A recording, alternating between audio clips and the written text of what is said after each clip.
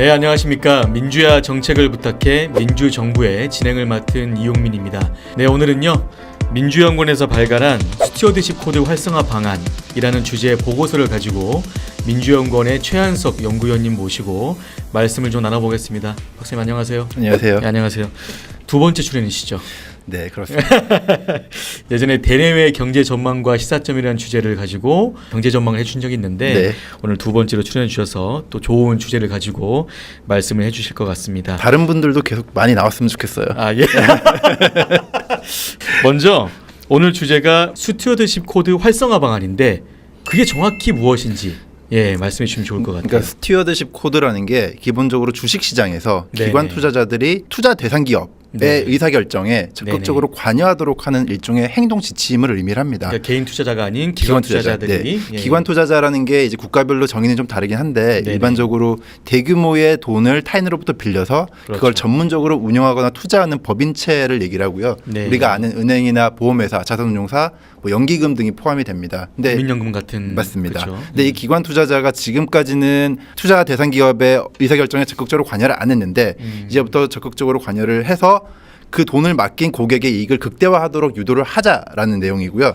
왜냐하면 기본적으로 자기 돈으로 주식을 샀으면 이 의결권을 자기 뜻대로 행사할 수 있지만 기관 투자자는 고객의 돈을 위탁받아가지고 운영을 하기 때문에 거기서 발생한 의결권을 고객의 이익에 맞게끔 결정해야 된다라는 것이 스튜어드십 코드의 내용입니다. 기관 투자자라 함은 개인 고객의 이익을 극대화하기 위해서 맞습니다. 그 투자 대상 기업에 적극적으로 그 경영 활동에 관여를 한다는 개념인 것 같은데 뭐 차후 얘기하실지 모르겠지만 의무적으로 그렇게 관여할 수 있게 안 돼 있었나 봐요. 네, 지금까지는 아무런 거기에 대해서 제재나 규정이 없었고 자율적으로 기관 투자자에 맡겨진 상황이었죠. 그런데 전반적으로 지금까지 굳이 한국뿐만이 아니라 대부분의 국가들에서 기관 투자자가 직접적으로 투자 대상 기업의 어떤 경영 의사결정에 적극적으로 참여하는 경우가 굉장히 드물었습니다. 해외에서도 마찬가지였던 말씀이시죠? 그러니까 일부의 헤지펀드 같은 단기 차익을 노리는 기관 투자자들 말고 장기적으로 이 기업 가치를 높이기 위해서 투자한 기관 투자자들은 상대적으로 중립적 위치를 지키는 경우가 많았고요. 근데 이제 그런 중립적인 위치를 지키는 게 물론 좋을 때도 있지만 경영자에 대한 어떤 감시가 부족한 게 아닌가라는 그 기업을 소유하고 있는 소유주나 맞습니다. 그 소유하는 그 가족들.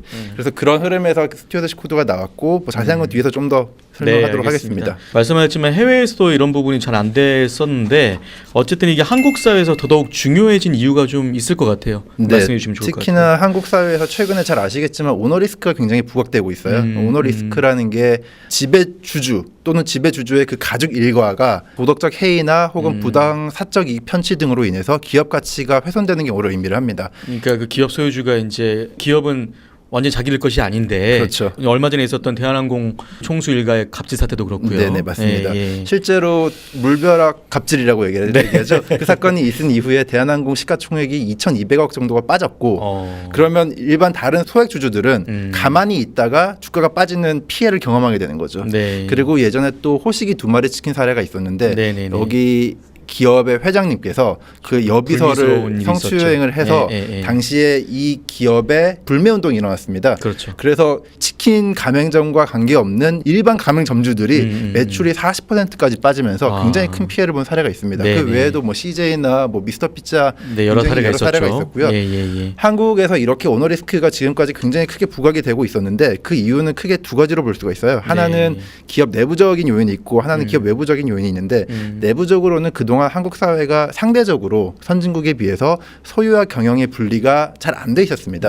미국이나 독일 같은 경우만 해도 전문 경영인 체제가 굉장히 잘 발달돼 있고 눈에 보이진 않지만 그 전문 경영인들만의 마켓이 있어요. 그러니까 수요와 공급이 존재하는. 근데 한국 같은 경우에는 대주주가 지분을 가지고 이 회사가 자기 게 아님에도 불구하고 자기 가족 일가가 주요 요직을 다 차지하고 의사결정을 독점하는 상황이 유지가 되고 있었고요.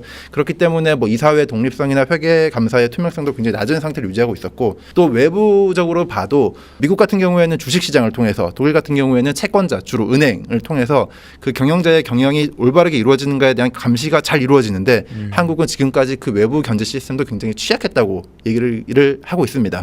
이런 상황에서 정부의 어떤 규제 시스템이 굉장히 중요한데 아직까지 오너 리스크가 지속적으로 반복되고 거기에 따라서 문제점이 사회적 이슈가 너무 크게 지속이 되고 있으니까 정부에서 이번에 스튜어드십 코드를 도입을 결정을 한 겁니다. 보고서에 보니까 그 아시아 국가 중에서 이게 기업 지배구조 말씀하신 건데 저희 기업 지배구조가 잘 된 순위가 네. 제가 8위예요. 네, 그러니까 맞습니다. 그 뒤에 중국, 필리핀, 인도네시아가 있고 그렇죠. 6위가 말레이시아하고 7위가 인도인데 네. 그보다 뒤진다고 돼 있습니다. 그죠? 맞습니다. 예. 기업 지배 구조라는 게 이제 국가별로 개별성이나 고유성이 있기 때문에 단순 네. 비교하기는 힘들지만 네. 그래도 같은 문화권이라고 할 수 있는 아시아권 내에서도 네. 이렇게 한국이 지배 구조 순위가 11개 국가 중에 8위라는 거는 굉장히 심각한 상황이라고 얘기할 수 있습니다. 하위권에 속한 거죠. 그렇죠. 어쨌든 한국에서 더더욱 중요한 이유는 제가 이제 알겠는데 좀 더 넓혀 봐서요. 네. 스튜어디십 코드가 이제 글로벌적으로 등장했던 배경에 대해서 좀 말씀해 주시면 좋을 것 같아요. 네네. 그 네. 앞에서 얘기했던 거랑 연결되는 부분인데 네. 실제로 2008년 글로벌 금융위기가 터지고 그렇죠. 여기에 대해서 각 국가에서 여러 가지 문제 점검의 시도가 있었습니다. 개선하려는. 네, 맞습니다. 네네네. 그 중에서 영국에서 워커 보고서라는 보고서가 하나 나왔는데 네. 이 보고에서 얘기를 하기를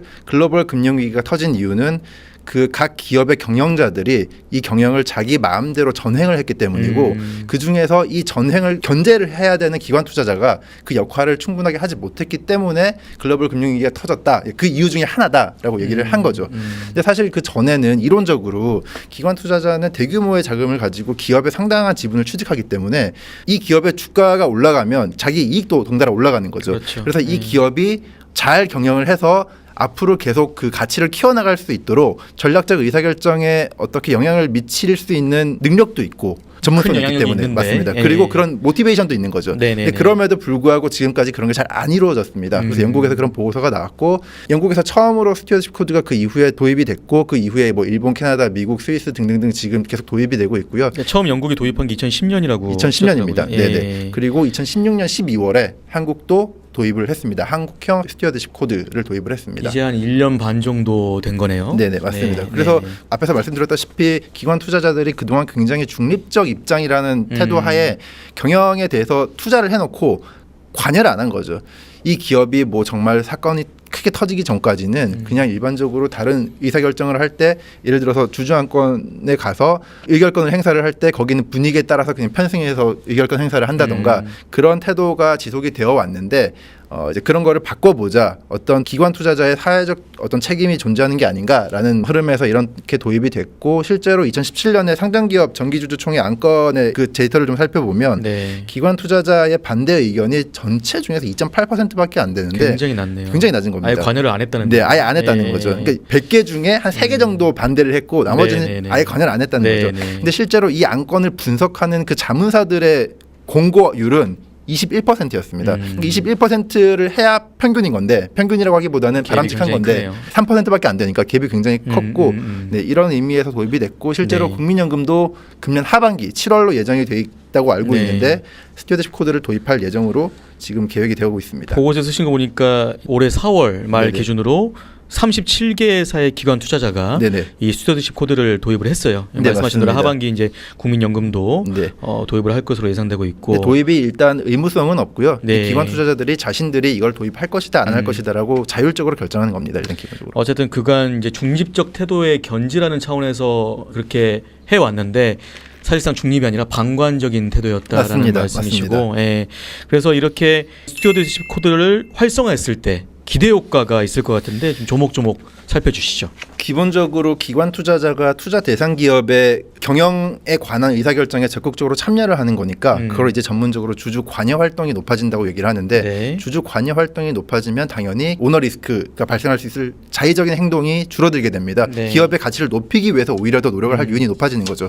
그렇기 때문에 기본적으로 기업 내부와 외부의 정보 비대칭성이 줄어들고 그렇죠. 기업 지배 구조에 장기적으로 보면 투명성과 건전성이 높아진다고 할 수가 있고요. 그러니까 정보와 경영의 투명성과 건전성이 네, 높아지는 맞습니다. 거죠. 예. 그리고 장기적으로 보면 그런 흐름이 이어졌을 때 코리아 디스카운트가 축소될 수 있다라고 보고 있고요. 실제적으로 스튜어드십 코드가 도입된 11개 국가들을 보면 모든 국가가 다 이렇다라고 얘기하기는 힘들지만 평균적으로 볼 때 기업의 자사주 매입이나 배당 성향, 배당 수익률 이런 주요한 주주 가치 지표들이 있는데 이런 점들이 모두 다 개선되는 것으로 나타났고요. 네. 그런 흐름이 한국에서도 이어질 거라고 생각이 됩니다. 네. 그리고 또 하나가 지금 투자 대상 기업의 입장인 거고 기관 투자자 입장에서 보면은 사회적 책임 투자가 훨씬 더 강화가 될 수 있어요. 왜냐하면 내가 투자 투자한 기업에 대해서 내가 어떤 의사결정을 했다는 거를 이제 공시를 해야 되기 때문에 거기에 대해서 더 책임이 생기는 거죠. 그래서 실제로 일본의 연기금, 국민연금 같은 일본의 연기금이나 미국 캘리포니아 공무원연금, 그리고 이제 블랙락이라고 하는 전 세계 가장 큰 자산 운용사, 뭐 아비바, 벵가드 등등등 해외에 있는 주요 기관 투자자들이 이미 스튜어드십 코드를 도입을 했는데 이 기업들이 전부 다 한결같이 사회적 책임 투자가 강화되는 흐름을 나타내고 있습니다. 국내에서도 이런 흐름이 이어질 거라고 예상하고 있습니다. 아까 말씀하신 코리아 디스카운트는 뭐 시장분들 다 아시겠지만 국내 기업의 주가가 비슷한 수준의 해외 기업의 주가보다 낮게 평가되는 그런 현상인데 맞습니다. 어쨌든 스튜어드십 코드를 이제 도입을 해서 기업의 지배 구조가 개선되고 하면 건전성과 투명성이 강화되기 때문에 훨씬 그런 부분도 상쇄가 될 수 있다는 맞습니다. 말씀이시죠. 실제로 ISS라는 의결권 자문사가 있는데 거기서 평가를 하기를 코리아 디스카운트가 나타나는 가장 큰 이유가 한국 기업의 지배 구조의 문제다. 이 부분이 개선이 되면 코리아 디스카운트가 완화될 수 있다라고 지적을 했고요. 그런 점이 어떤 기대 효과라고 할 수 있는 거죠. 어쨌든 이런 부분이 도입되고 활성화되면은 말씀하신 대로 상당한 기대 효과가 있는데 여기에 대해서 이제 우려점 같은 것도 있을까요? 맞습니다. 모든 제도가 뭐 장점만 있는 건 아니니까요. 그렇죠. 크게 세 가지 정도로 얘기를 할 텐데 일단 가장 크게 부각이 되고 있는 건 기관 투자자 자체의 대리인 문제예요. 대리인 문제라는 게 뭐냐면 그 1976년에 젠슨 맥클링이라는 교수님들이 처음으로 얘기를 한 건데 개인이나 조직이 의사결정을 해야 되는데 이 의사결정을 내가 안 하고 남한테 위임하는 거예요. 그러면 그 위임받은 사람이 과연 내 이익을 극대화시키기 위해서 의사결정을 할 것인가 하는 대리인 문제입니다. 무슨 얘기냐면 지금 이 스튜어드십 코드는 기관 투자자가 투자 대상 기업에 대해서 일종의 책임 투자를 하게끔 지금 만드는 시스템이에요. 근데 문제는 고객이 기관 투자자한테 돈을 맡겼는데 여기서 이미 대리인 관계가 형성이 되는데 여기에 대해서는 아무런 실효성을 줄 수가 없다는 거죠. 실제적으로. 기관 투자자가 정말 고객 이익을 위해서 극대화시키기 위해서 스튜어드십 코드를 이용해서 의결권 행사를 할 거냐. 그거는 정말 아직 그 자체적인 기회주의가 발생할 수 있다. 맞습니다. 거기서 기회주의가 발생할 수 있다는 게 하나의 지금 우려점이고요.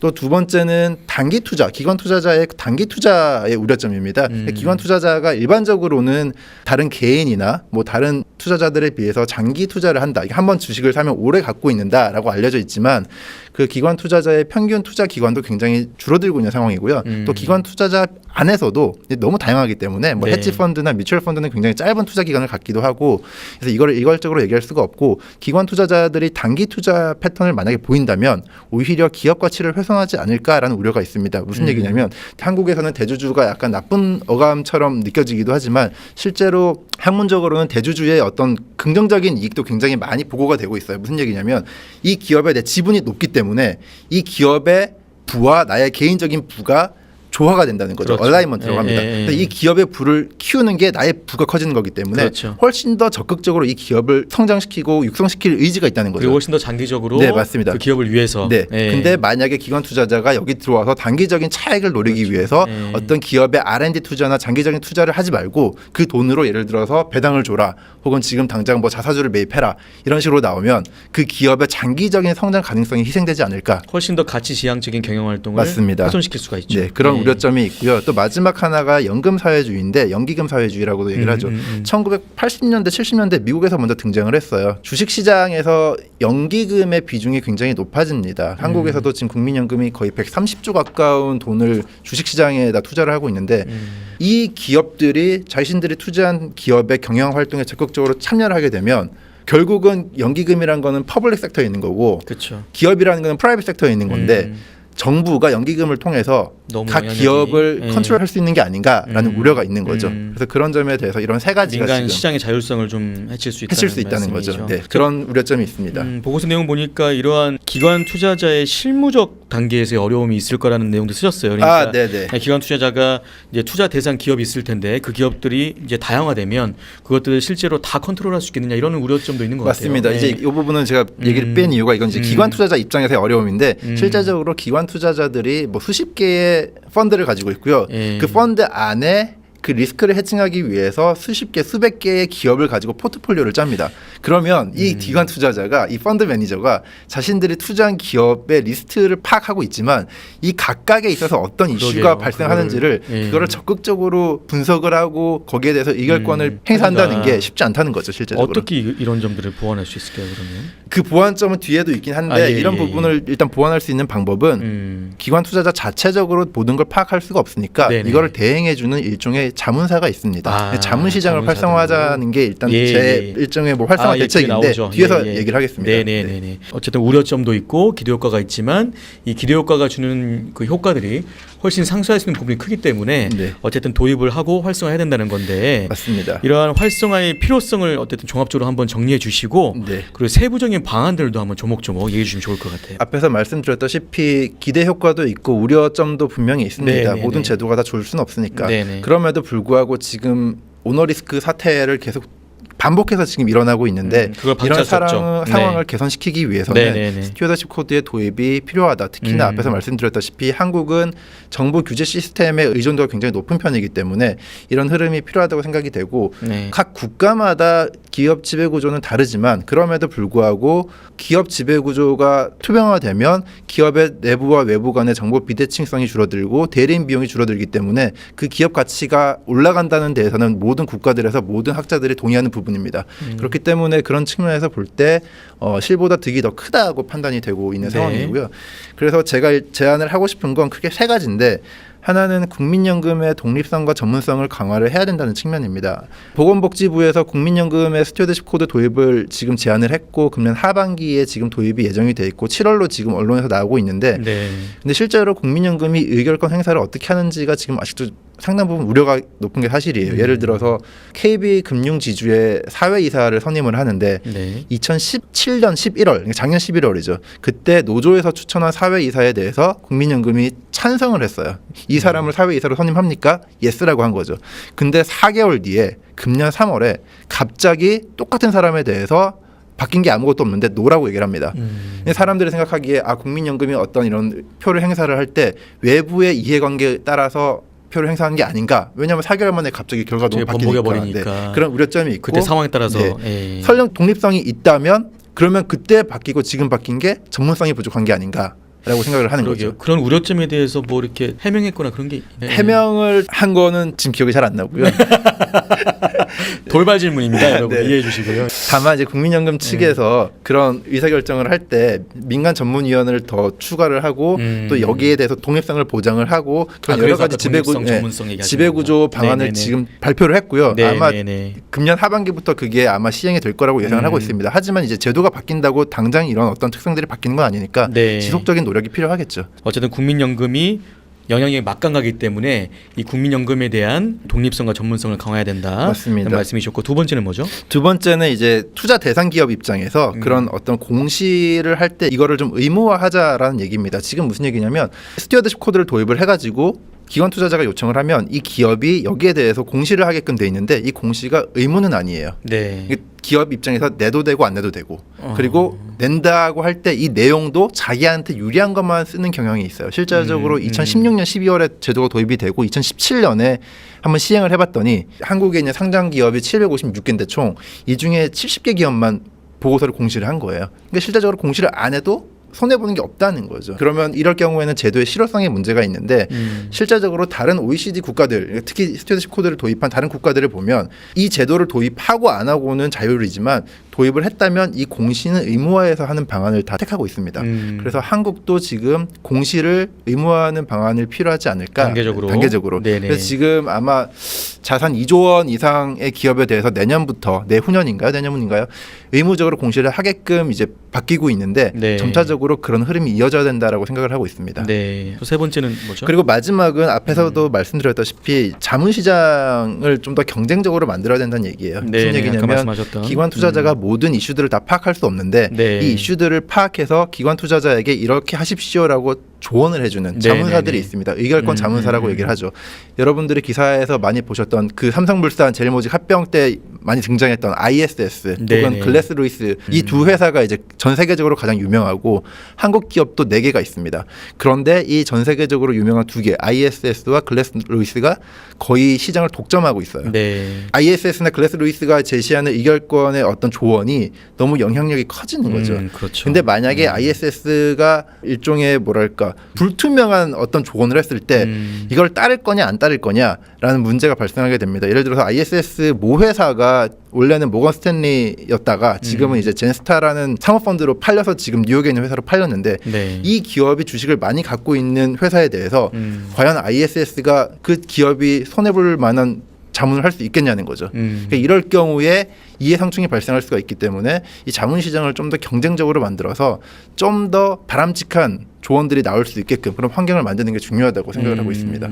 정말로 그렇게 안 되면은 또 다른 정보의 비대칭성이 맞습니다. 생겨날 것 같아요. 네. 일종의 정보를 그 채널 상에서 독점을 해서 독점하고 있으니까. 자기의 이해관계에 맞게끔 정보를 뿌리게 되는 거죠. 잘 알겠습니다. 오늘 네. 총평격으로 또 한 말씀 해주신다면. 스튜어드십 코드가 문재인 대통령의 대선 공약이었고요. 그리고 지금 뭐 공정거래위원회나 금융위원회에서 열심히 도입을 활성화시키기 위해서 많은 노력들을 하고 있습니다. 네. 많은 우려점들이 있어요. 많은 우려점들이 제시되고 있는데 그래도 지금 필요한 제도라고 생각이 되고 네. 일단 그런 우려점들은 활성화를 하면서 차근차근 하나씩 이제 완화시켜 나가면 되는 거니까 그렇죠. 이 제도가 활성화되기를 기대합니다. 네, 알겠습니다. 오늘 스튜어드십 코드 활성화 방안이라는 주제의 연구 보고서를 작성하신 연구하신 최한석 박사님 모시고 말씀 나눠봤는데요. 어쨌든 결론적으로는 기업 지배 구조의 투명성과 건전성을 높여서 그동안 기업의 전횡으로 유발됐던 우리 국민들이 입었던 그런 피해를 최소화할 수 있는 이러한 스튜어드십 코드를 적극적으로 활성화하자는 그런 내용이었습니다. 오늘 정책 내용 좀 쉽게 설명해 주신 박사님 감사드리고요. 네, 민주정부 오늘 여기까지입니다. 시청해 주신 여러분 대단히 감사합니다.